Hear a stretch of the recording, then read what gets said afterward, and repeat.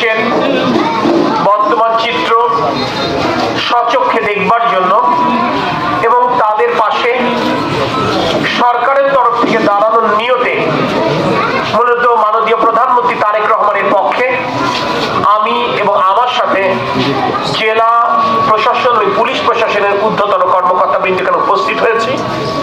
আমি জানি আপনারা অনেক কষ্টে দিন পার করছেন।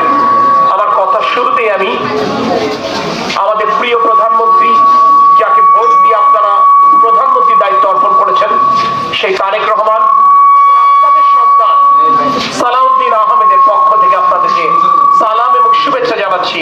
আসসালামু আলাইকুম রহমতুল্লাহ।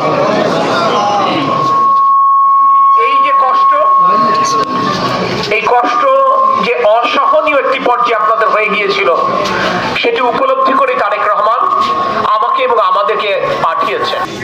শুধু এই আজকে খাবার এবং পানি নিয়ে যে আপনাদের পাশে রয়েছে তা নয়, আগামী দিনগুলোতে যেন আপনারা এই যে কষ্ট করলেন, এই কষ্টের দিন ভুলে গিয়ে নতুন করে জীবনটি শুরু করতে পারেন, সে কারণে সরকারের তরফ থেকে আমরা আপনাদের পাশে আছি এবং থাকবো ইনশাআল্লাহ।